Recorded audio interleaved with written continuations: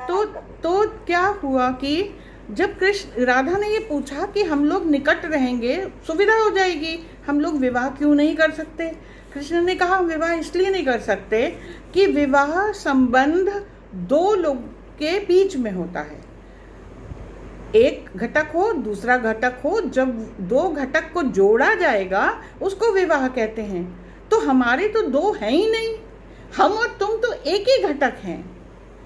उस घटक के दो रूप हैं, हम आनंदमय हैं, तुम प्रेममयी हो। तो जब दोनों एक ही हैं तो विवाह किसका किससे होगा? ये बात राधा जी को फिर जब समझ में आई तो उनको ये बात स्मरण भी आई कि अरे हाँ, हम तो दिव्य लोक से यहाँ पे आए हैं, एक श्रापवश आए हैं, तो हमें इस तरीके से अपना जीवन जीना है। अब इसमें देखिए, इस प्रेम में कितनी बड़ी शिक्षा बताई है कि देह विज्ञान से प्रेम नहीं टिका हुआ है, वो एक पक्ष है। और धरती पे रहना है तो कभी कभी आवश्यक भी है, वो ठीक है, लेकिन असली प्रेम भाव से चलेगा। और उससे भी ऊपर जब आत्मा जुड़ेगी आत्मा से, जब दोनों एक में विलय हो जाता है, उसके तब जाकर के कैवल्य ज्ञान होता है। देखिए, प्रेम कोई साधारण सी चीज नहीं है। जब कि शरीर से आप ऊपर उठे और भाव से, देखिए हर माँ जानती है ये बात को, हर औरत, हर स्त्री जानती है, हर पिता भी जानता होगा कि नैकट्य बिल्कुल सही है, बहुत जरूरी है, उससे खुशी मिलती है, आनंद मिलता है। लेकिन यदि आपका पुत्र पुत्री आपके निकट नहीं भी है, आपके भाव इतने भीगे, इतने मीठे उस तक पहुंचते हैं और उसके आप तक आते हैं कि कभी कभी आपको वियोग भी वियोग नहीं लगता।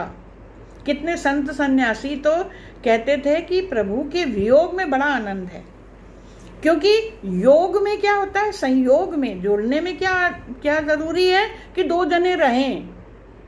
अरे वियोग में तो दो की जरूरत ही नहीं है, हम जहां हैं वहां से हम भाव रूप से जुड़ जाते हैं। तो देखिए, एक दृष्टिकोण ये भी है, एक ये भी एक मत है, एक दर्शन ये भी है कि वियोग में कितना आनंद है कि आपका बंधन नहीं है शरीर का, और शरीर के बंधन में कई मर्यादाओं का पालन करना पड़ता है, अपनी भाषा का, अपने परिवेश का, कई चीज़ों का। भाव के और मन के बंधन में तो, जुड़ाव में तो कोई मर्यादा का जरूरत ही नहीं है। ये तो आपके आंतरिक चीज है, ये महसूस करने की चीज है, ये अनुभव की चीज है, ना ये शब्द की चीज है, ना ये दिखाने की चीज है, ये इंद्रियों से चलती ही नहीं। यहाँ तक कि इतना ज्यादा है कि कभी कभी जैसे जो कृष्ण के बहुत बड़े भक्त होते हैं, वो जब कृष्ण की तारीफ करते हैं तो कुछ भजनों में तो जैसे तारीफ है, घुंघराले बाल हैं और कपोल बड़े सुंदर हैं, जो भी ठीक है, वो अपनी तरीके का एक प्रेम है, अभिव्यक्ति है। लेकिन जो गहरी अभिव्यक्ति है वो ये कभी नहीं, जैसे उदाहरण के लिए वो ये नहीं कहते कि तुम्हारे होंठ बड़े सुंदर हैं, गुलाब की पंखड़ी की तरह हैं। होंठ शरीर है, वो भाव की तारीफ करते हैं। और होंठ का भाव क्या है? मुस्कुराहट। मुस्कुराहट का कोई वर्णन नहीं कर सकता, उसको आपको अनुभव करना पड़ता है। और आप कभी घर में जाके ये कोशिश करिए, इस गहरे प्रेम को समझने की कोशिश करिए। शारीरिक स्तर पे और दुनियावी स्तर पे तो प्रेम हम सब जानते हैं, लेकिन आज से इसको सोचना शुरू कर दीजिए, इस पे काम करिए कि हम भावनात्मक प्रेम कैसे करते हैं। आप इसी को एक उदाहरण ले लीजिए कि कृष्ण की अलकें, उनकी लटकें, उनकी आँखें, उनकी बड़ी बड़ी हिरनी जैसी जो भी वर्णन है शारीरिक, उसको एक बार सुन लीजिए, समझ लीजिए और भाव देखिए। और जब इनके भाव की बात का आप बात करें या सुनिए, और आप सच मानिए, अगर आप शिद्दत से, बड़े ध्यान से, बड़े प्यार से उस रूप को, और वो रूप आपको खुद ही अपने मन में उसको प्रकट करना पड़ेगा। हमने आपसे बार बार कहा, जो तस्वीरें आप देखते हैं उनको ध्यान से बिल्कुल हटा दीजिए। कृष्ण वैसे बिल्कुल नहीं है। वो तो ये है कि एक ड्रामा करना है, एक दिखाना है, तो कोई तो रूप देना है, वो हो जाता है, वो ठीक है अपनी जगह। आप अपनी कल्पना से कल्पना करिए कैसे होंगे कृष्ण, क्या उसमें होगा, क्या लावण्य होगा, कितनी खूबसूरती होगी। तो उनको देख करके आप कल्पना करिए और उनके भाव की तारीफ करिए। मैं प्रमाणित करके कह सकती हूँ, क्योंकि अनुभव है ये, कि जिस दिन आप भाव का याद करते हैं, आपके हृदय में अगर ये उन्माद न उठे तो कहिए, और बहुत ज़्यादा भाव में आप आना सीख जाएंगे, स्वतः ही आँख से आंसू झरने लगते हैं। एक उमंग सी शरीर में आ जाती, आनंद से आ जाती है।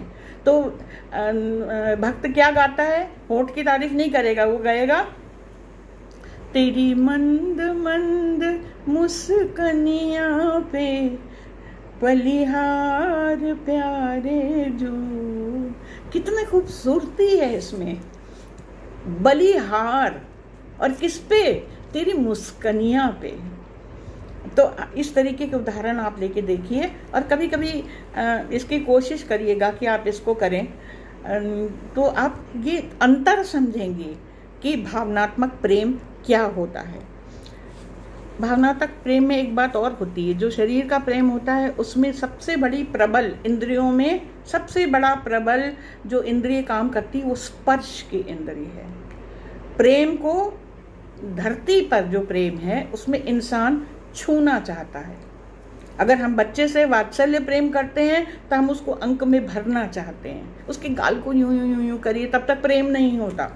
अगर हम मित्र को प्रेम करते हैं तो हम गले में हाथ डाल देते हैं। अगर हम किसी बड़े को आदर, अच्छा ये सब प्रेम नहीं है। मित्र को प्रेम करेंगे तो मित्रता है, बच्चे को प्रेम करेंगे तो वो वात्सल्य है, किसी व्यक्ति को प्रेम करेंगे तो वो मोह है। ये प्रेम नहीं है, लगाव प्रेम नहीं होता। और अगर किसी बड़े को आप जिसको आप प्रेम समझते हैं करेंगे तो वो आदर है, वो सम्मान है। बड़े का भी मन करता है उसका पैर छू लें, मन करता है वो हमारे सर पे हाथ रख दे। तो स्पर्श एक बहुत गहन सी चीज है जो कि प्रेम के लिए आवश्यक समझी जाती है। लेकिन शारीरिक स्तर पर और दुनियावी स्तर पे जो प्रेम होता है उसमें कभी कभी आपने ये भी ध्यान दिया होगा कि हमारी संस्कृति में स्पर्श को बहुत सही नहीं माना जाता।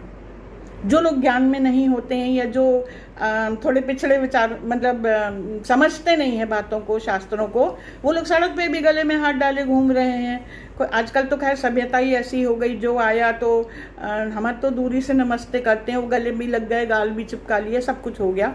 लेकिन सभ्यता के अनुसार बहुत ज़्यादा शारीरिक छुआछाई, मतलब वो थोड़ी एक निम्न स्तर का प्रेम दिखाई देता है।